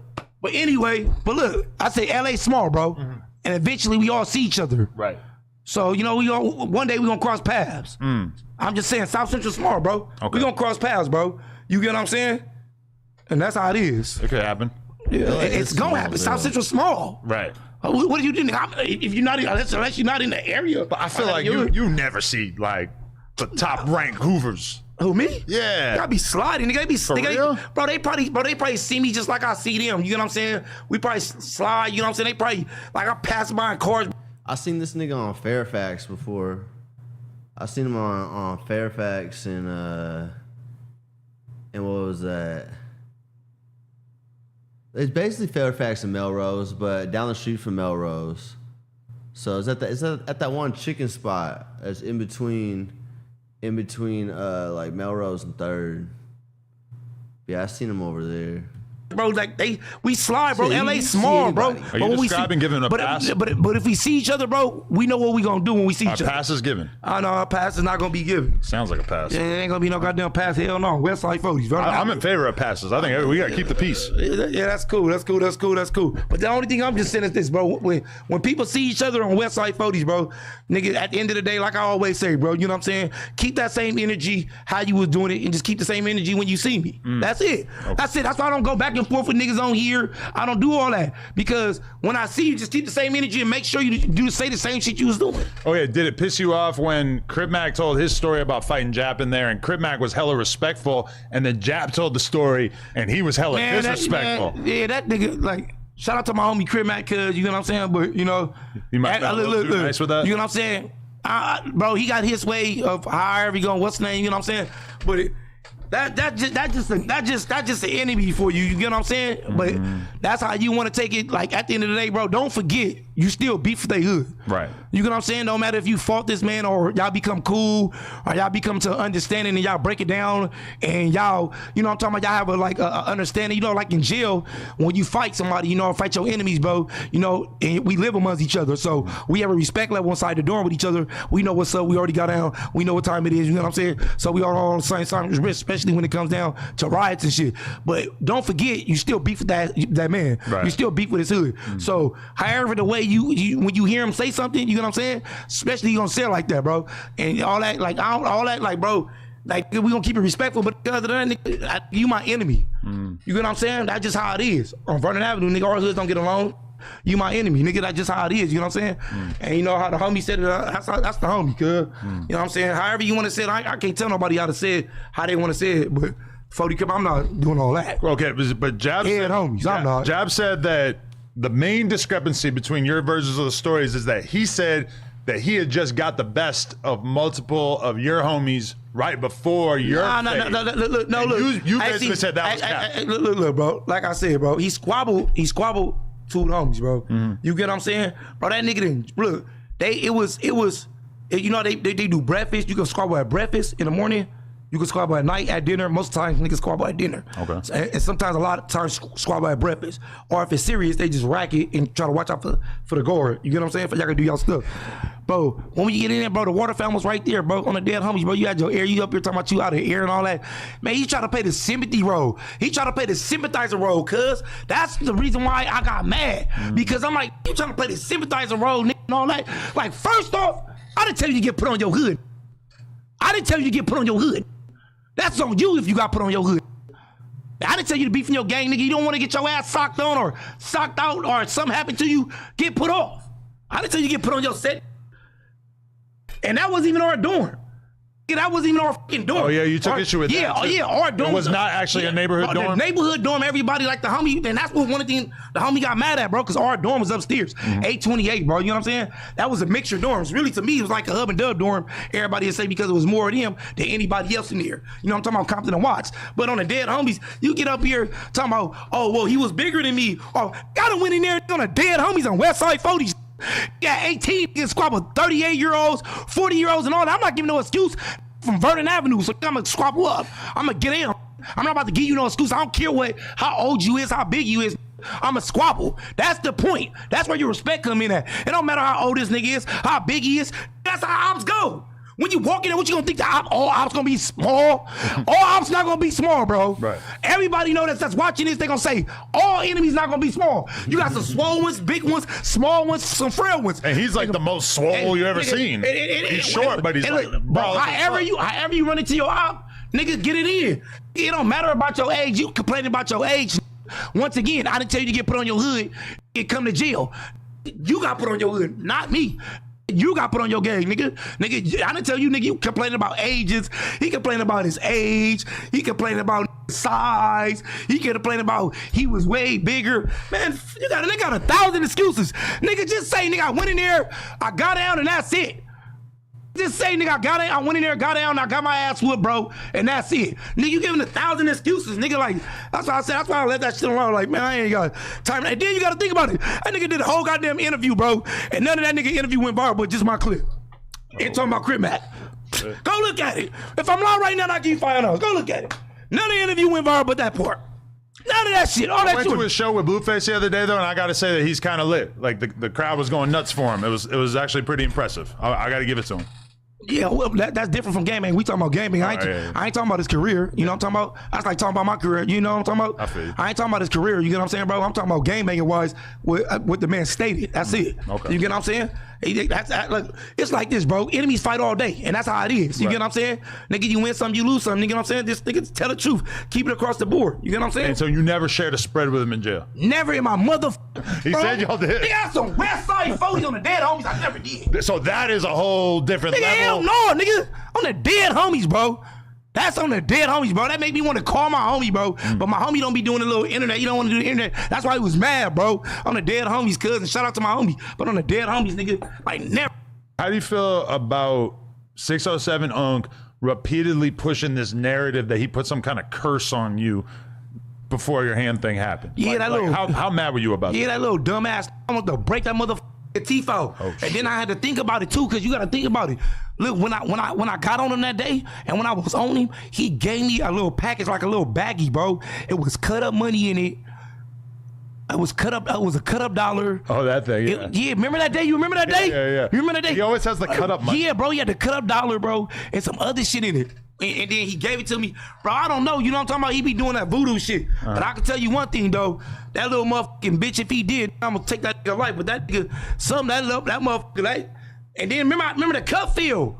He keep playing the motherfucking cup. He always because you touched the cup. Yeah, the motherfucker when I came around and shit. I'm like, what's the name? But one thing I will say, he shot something to my GoFundMe. Oh, yeah. They said and Okay. stuff like that. You know what I'm saying? But that motherfucker still don't give a fuck though. Nigga, you was popping and talking about all this. I'm on your ass too. That's why I thought your ass was gonna be here. Oh, you talking about we was gonna do the motherfucking what's that nigga? We was gonna do the motherfucking live and shit. What were you gonna do? You talking gonna about press him again? Nah, man, we just gonna have a motherfucking talk, man. Because remember, he got mad at me because he said that He said you said he he must- said you had 30 rolling 40 Crips All right, with you look, and you cornered hey, him look, and that scared nigga the fuck lying. out of him. That nigga lying. Look, bro. I heard from everybody in the office. They said that you had like maybe like 8 homies. Bro, with you, like, look. This is exactly how I went, bro. Okay. It was 8 homies came with me. Sure. It was 8. Everybody know I always go with my homies. It was 8 homies with me. We walk in, they come out all whoop. Look at the video, bro. He walk up, he try to shake my hand. Just like this. He try to shake my hand. I'm like, come on, y'all, we gotta holler. Right. He like, what? I'm like, nigga, 40, we gotta holler. Ain't no talking. You like, I'm a dead homies. I'm not the niggas on 40 criminal like, we gotta holler. Like, I'm about to piece my op. I don't give no pass like that song I just came out with, bitch, I gang bang. And I don't piece street with no ops. I gang. You know what I'm saying? Okay. So like, I'm like, we gotta holler. He like, man, I'm like, go to the back. So we go to the back. We go right there, like, you know, before you get to the room. So when we get back there, we get to the back, I'm on him. Immediately, I'm like, what the f*** you said? I'm on him. Ooh, I did say I was gonna kill him.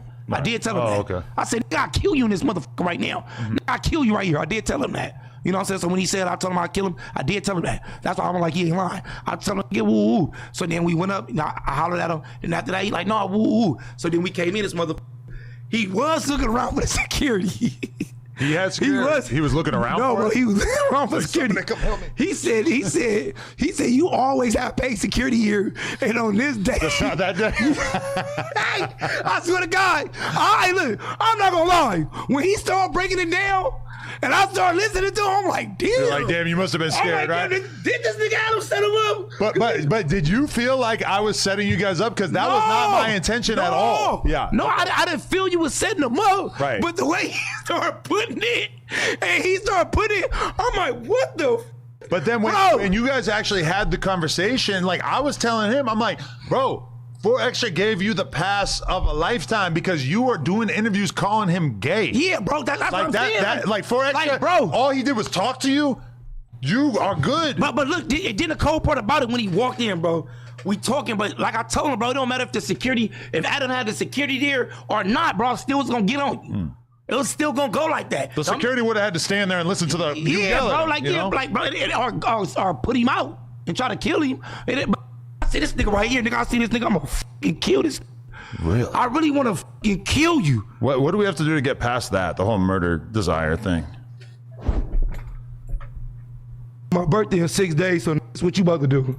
Oh, Take me out. Nigga stupid. My birthday in 6 days. What you gonna do? The town where all the 1,000 bitches at. Where all the bitches at. Don't you? What's so good with the baby mama? She ain't gonna like that. You said what? What's good with the baby mama? She's not gonna like that. I'll shout out to my kid's mother, but I'm not with her. Oh, the plot thickens. Okay. I'm sorry to hear that. Why? Oh, you good? I got a pretty, yeah. Oh, okay. That's my kid's mother. Oh, okay. I love her. Damn. But I'm not with her. Okay. I got a pretty daughter. That's good. I got a good daughter. You know what I'm talking about? Shout out to my daughter. I got a pretty daughter, love her. You know what I'm talking about? No, was she almost 2 now? No, she about to be 1. Oh, okay. She about to be 1. But you don't get to know that right now, motherfucker. Because I'm on you right now, motherfucker. Don't try to switch the subject. We can show each other pictures of our kids and shit if you want. That's some homie Nah, shit. that was back then. Well, I see your Before kid. you f***ed up. What? Before you f***ed up, that was back then when we. You ain't got this nigga number? And reason for calling. I'll see if this. Nigga, what the f*** you mean? Nigga? I love that. Call him right now. That's a great. To a random. But okay, so we had that initial conflict and everything. Then it cools off for a while. We're not really like talking about each other too much or whatever. Then you did my boy Trap Roll Ross dirty. How the fuck I do custom? He did a free service for you to try to help launch your channel, and then you sold it to a random. First off, you don't know what you're talking about. Well, I feel like I kind of do. Nigga, call that nigga right now. Nigga on West Side. We gonna call him Ross? Nigga, what the f*** you mean? Nigga? I love that. Call him right now. That's a great. That's how we gonna do this. We gonna call him right now. Okay. Call him right now. Call him right now. Yep. Yeah, you about the DP, cuz. Off. Watch this. Off white boys. Call him right now. Call him right now. Called your name and reason for calling. I'll see if this person is available. What the? Let me say my name. He got a concierge service? Hi, if you record your name. Let me say my name on that motherfucker. I mean, what about face? This is very I strange. didn't know you could do that. I'm wondering, Got though, a if phone he with a concierge I have service? multiple numbers. I might have to hit him. You ain't got this nigga number? I got something. It's just multiple numbers. Watch this. About to have your ass looking dumb. Ross! Give me the phone. Here we go. You know who the fuck right here? you know who the fuck. Don't say off the back to me, Hold nigga. it by the mic. Don't say, can you hear me? Yeah. Don't say off the back. Don't say off the back to me. Let's turn this motherfucker around for the camera to see you. Let's turn this motherfucker all the way around. Don't say off the motherfucking back. Let's slow the fuck down real quick. And what the fuck you been telling this nigga right here, over here? What the fuck you been telling him? Because you done told this nigga a motherfucking lie. Nigga. Well, he said it online. First off, hold on. What you said? He said, what I do? I said you did him dirty. How? Because he did a free service for you to try to help launch your YouTube channel, and then you sold it to the All right, camera. now, watch this. Now, Trevor Words. I hope you didn't tell him that. I hope you please didn't tell him that. I'm basing it on what you said online. You know I fuck with you, and you my boy. So I hope you didn't say that. I hope you didn't say that, because you my boy. And you know when I be on niggas, I be on niggas. We called, nigga, and when we got on the phone, you told me, I said, nigga, you said we gonna pitch the trailers, and we gonna pitch it to other people. I said, all right, that's cool, bro. You know what I'm talking about? You can pitch it to other people. If I just don't want to, get my stuff out there like that, you can pitch it out there, bro. And you can probably pitch it to Netflix and other stuff. You can pitch the trailer. So you said, that's cool. So then you said, I'm going to be looking for people. You was editing it. You was fixing it up. You was doing everything. Boom. Now, when you call me back with an ID. You say, hey, Fortress, what we could do, bro, we could sell it to, we could do it and put it on Cam and let Cam put it up there and do it. I said, that's cool. You said, I already talked to Cam, and Cam said he'd do that. So I said, all right. We that's cool. Call Cam. You clicked over, you called Cam, you merged Cam Capone on the phone with me. We all get on the phone, bro. I forget it like, I ain't gonna forget it like it was yesterday. We was all right there, bro. I'm inside the studio while you talking to me. So, he said the Cam Capone thing was your idea. You call Cam. You call Cam, you merged Cam. No, I can break it down. Yeah. He called Cam, bro. He called Cam. Yes, he called Cam. Ross, you explain.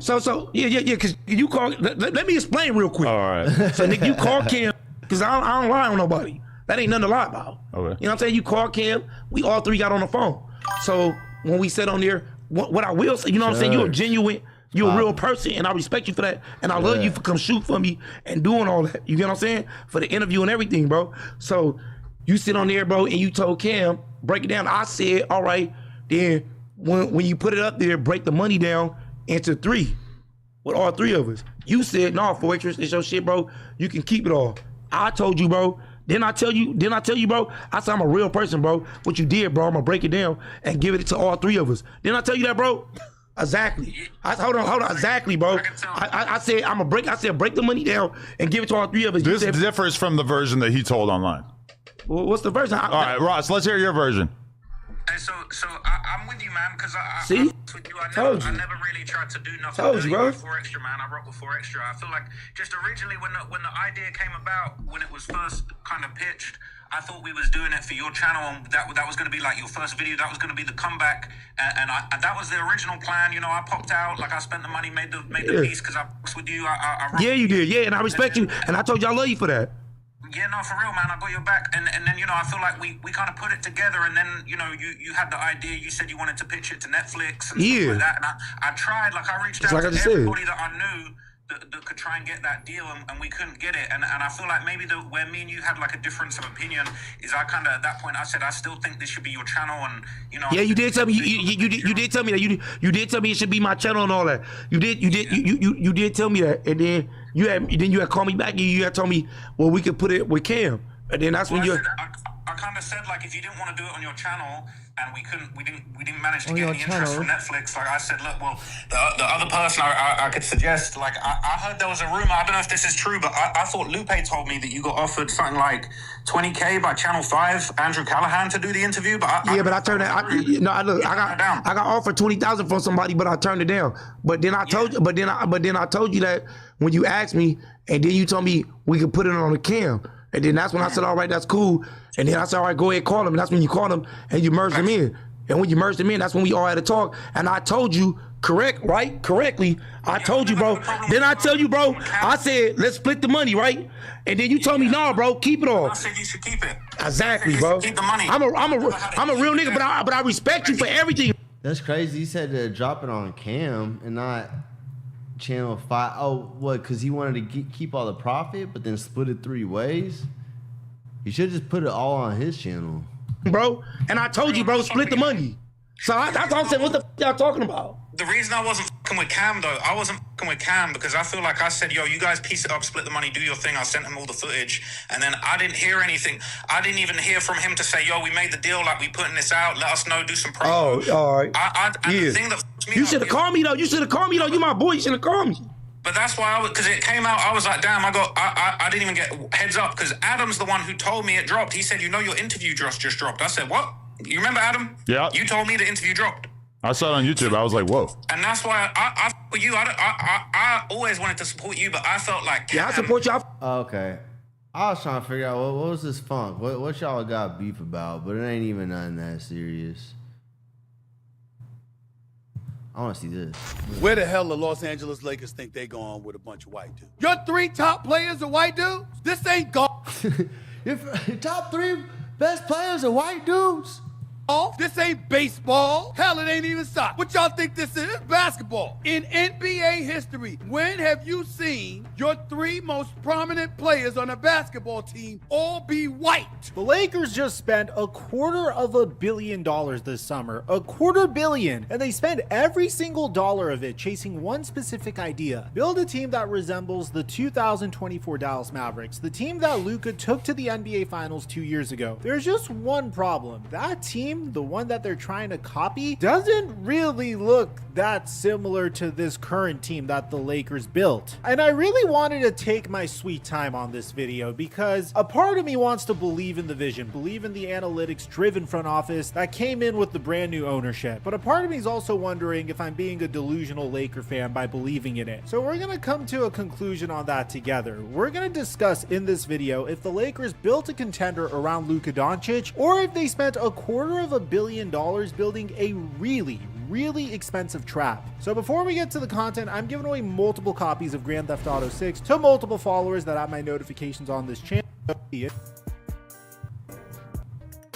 What's going on, everybody? How about we start from 2 months ago? The Los Angeles Lakers were in the playoffs, and not just in it, they won the first round. They knocked off the Houston Rockets in the first round in 6 games, Kevin Durant's Rockets, and they did it without Luka Doncic. Luka didn't play a single minute of that series. Austin Reeves missed most of it too with an oblique injury. So who carried them? A 40-year-old LeBron James. Marcus Smart dropped 5 threes in a game. Even DeAndre Ayton looked competent in this series against Alperen Şengün. JJ Redick said it himself after this series finished. This was a team that had been written off a few weeks earlier, and they still won a playoff series. Now, I want you to pay attention to this group for a second. LeBron, Smart, Hachimura, Ayton, because I want you to look at where every one of these guys is right now. At the time that I'm making this video, all I know about LeBron James is that he told the Lakers he's moving on. He's a free agent. Marcus Smart signed with the Houston Rockets, the team they just beat. Rui Hachimura is a member of the Los Angeles Clippers, even though Luka Doncic specifically said that he wanted Rui to come back. Luke Kennard is in Phoenix, Jackson Hayes is in Utah, and DeAndre Ayton just got traded to the Washington Wizards in probably the greatest trade in Los Angeles Lakers history since the Pau Gasol trade, if I'm being honest. I actually love this trade for Jaden Hardy, a couple second-round picks. Jaden Hardy is underrated and a great three-point shooter. But my point is, this team that won a playoff series in May without Luka Doncic was basically just wiped, and I guess I just have some PTSD as a Los Angeles Laker fan after what happened the last time we won a championship. If you guys remember, the Los Angeles Lakers won the 2020 NBA championship in the bubble, which totally counts, by the way. I don't want to hear anything about, oh, Mike, that's a Mickey Mouse ring. No, it counts. It was probably the most unique championship in NBA history, and the bubble wasn't just made just to gift LeBron James one more championship. You can fight me in the comment section down below about this. But the consequence of being the team that won the NBA Finals is you had the most miles on you in the NBA Finals. You only had 3 months to recover before the next NBA season. The Lakers were injury riddled for the season following, and they got embarrassed in the playoffs by the Phoenix Suns because, well, they were never able to stay healthy. So what did they decide to do? It wasn't even the same team. They decided to gut out the thing that worked for them the best. Their depth, Kyle Kuzma, Kentavious Caldwell-Pope, Montrezl Harrell, and draft picks got traded to the Wizards for Russell Westbrook, even though the fit made no sense at all whatsoever. Even though the tactic of having 3 max contracts on a team to chase a championship has never worked in NBA history. And before you bring up the Miami Heat, well, all 3 of those players took pay cuts to make sure that they could get additional depth pieces to make championship runs. So there was a sacrifice being made there. And a part of me has PTSD from that because although we didn't win a championship with this core, we were definitely trending in the right direction. We had an incredible March where Luka, Reeves, and LeBron finally figured it out. LeBron was playing the most efficient basketball of his career. And before I break this down any further, we need to run through the receipts because it's a lot. The Lakers traded for Walker Kessler, who was their dream center target, by the way, coming into the offseason. They handed him a 4-year, $130 million contract, which is a great contract for Walker Kessler. They signed Quentin Grimes, 4 years, $60 million.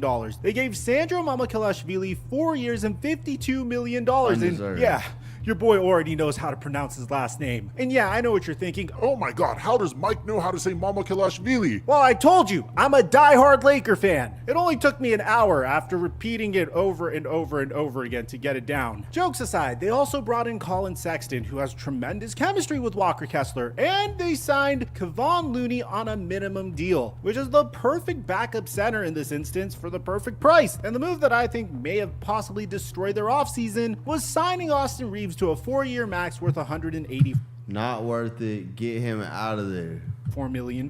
And honestly, that's because they really didn't have a choice. Luka wanted Reeves back. Reeves fits that Jalen Brunson role or the Kyrie Irving role, the secondary ball handler next to Luka Doncic. And no, I'm not saying he's more talented or as talented as either. I'm just saying he occupies a role that Luka needs to succeed. So you add all of that up, and the Lakers committed over $250 million in about 48 hours for a team who 2 months earlier got bounced out of the second round by OKC. So the obvious question here is, did all of this money make the Lakers a team that could compete against the Oklahoma City Thunder? No. Or did they just get more expensive just so they could convince Luka Doncic that they're building around him? And to answer that, you got to understand what they were actually trying to build. This wasn't random. There was a very specific blueprint here, and it comes from Dallas.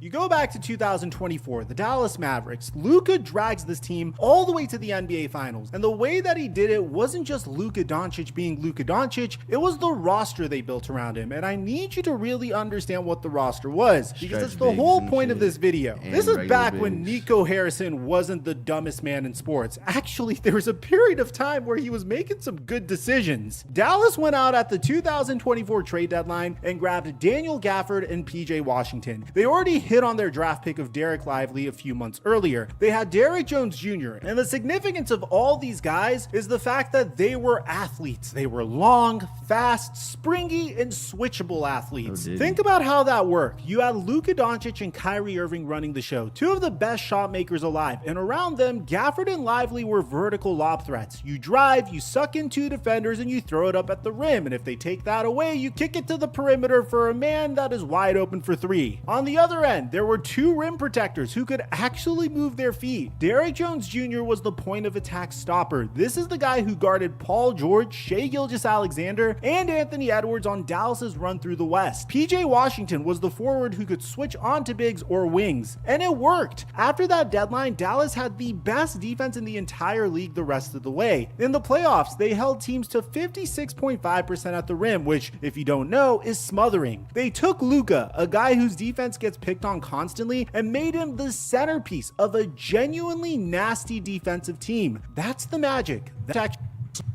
And some of Understand, Kessler's a very specific kind of center. He's a drop coverage guy. He sits back near the rim, protects the paint, and when you drag him away from the basket, he gets exposed. He's not switching out and staying in front of Shai Gilgeous-Alexander. That's just not his game. So the Lakers looked at the blueprint built on switchable flying big men and paid $130 million plus a stack of draft picks for the opposite kind of center. But what about the Lakers' wings? Or honestly, I think this is a bigger problem. What about the fact that the Lakers don't have any wings? Dallas's whole identity was those athletic forwards. Derrick Jones Jr. and PJ Washington, guys who could guard the other team's best perimeter scorer. So the Lakers currently have Quentin Grimes, who's 6'4", Colin Sexton, who's smaller than that, and he's more of a scorer, not a stopper. Austin Reeves, who's great offensively, but he's a traffic cone on defense. The only almost nothing left to make one work. 3 second-round picks and 1 first-round pick swap. That's the whole chest. They spent everything. So let's zoom all the way out. Big picture. Do the Lakers have a good offseason? Well, the grades that other people are throwing around were fine, not great, like B- range. One analyst literally gave them a C+, and the reason it's not higher is everything we just went through. They upgraded the offense and the shooting, but in a Western Conference that is an absolute meat grinder, they didn't get tougher or more athletic where it actually counts. And I can't stress enough how brutal the West is right now. OKC just won the title and swept the Lakers on the way there. San Antonio's got Victor Wembanyama, and you best believe you. All right. Well, y'all, I want to play Arc Raiders. So I'll get up with y'all. And I got some more. I got some pimping to do. You know what I'm saying? So I'll get up with y'all, man. Yeah. It's the Tabernacle.